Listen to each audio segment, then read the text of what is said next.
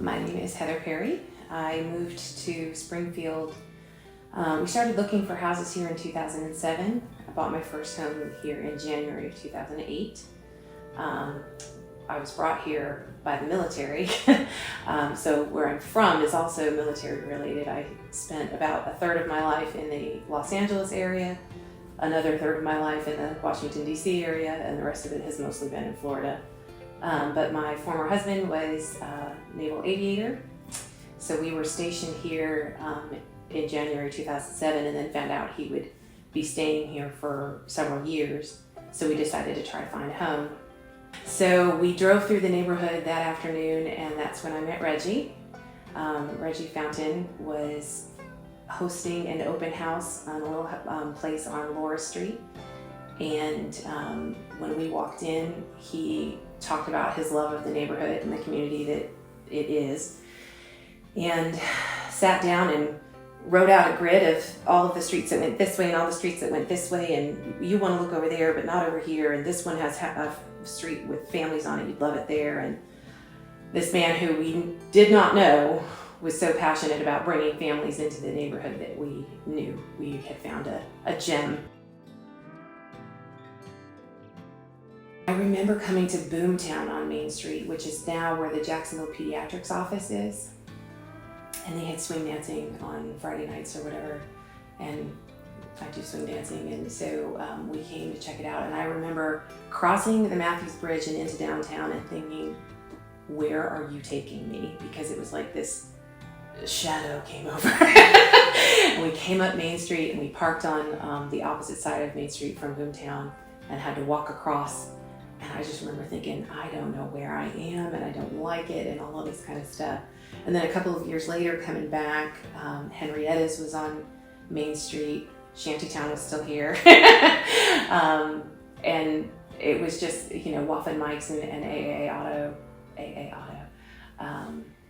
It was just less. It was sparse, and now there's a car every inch, and there's businesses alive, and it's kind of nice to see that growth.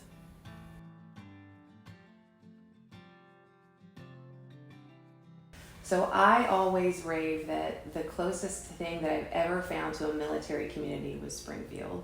So when you're in the military and you live on a base, everybody looks out for everybody else. Everybody gives you the shirt off their back.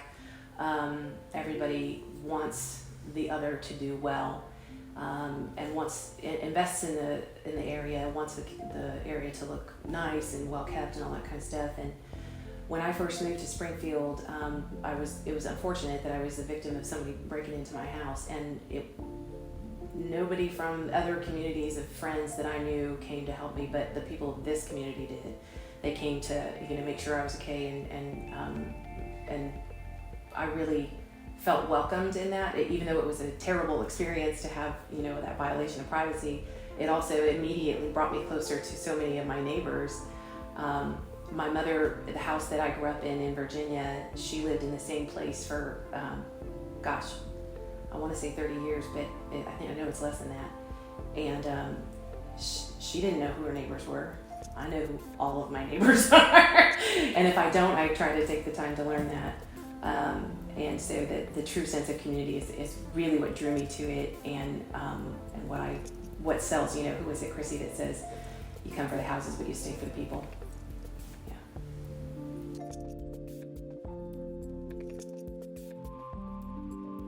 And of course, I brought the Springfield Skillet to the neighborhood as well.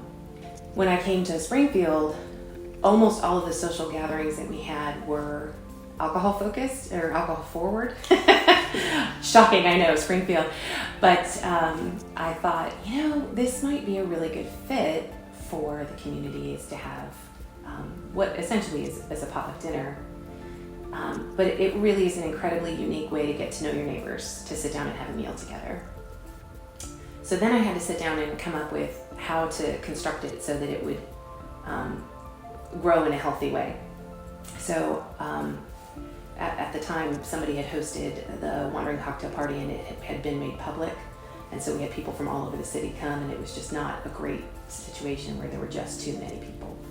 So I thought, okay, let's keep it restricted to residents of historic Springfield. So this one little square mile, if you're renting, if you're owning, if you don't have property, whatever, you're welcome to come.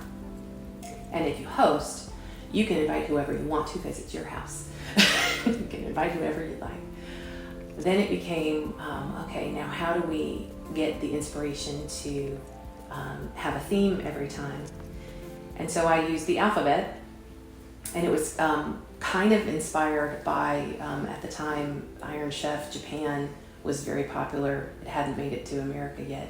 But the chefs always were given a challenge and a theme ingredient, and then they had to create their meal. So we kind of did a similar thing. We went through the alphabet, voted on a theme, and made the food or beverage or whatever you wanted to make according to that challenge. And so that was in April of 2012. And we have met every single month for almost 10 years now without missing a single month, including the day my dog passed away, including going through divorce and moving twice. I've never missed a single event, and it's always just been me handling it because who else wants that job? But it's been a lot of fun, and I've gotten to know every year or so there's a changing of the guard, and the people who were here back in 2012 might not be here anymore, and maybe some of them moved away and came back, and somebody moves in and says, oh my goodness, that sounds great, and I'd like to join in.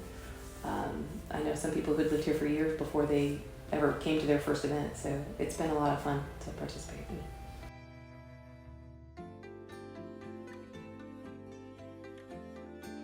Gosh, I don't know what this future of Springfield holds, but it sure is fun to be a part of it as it's going on.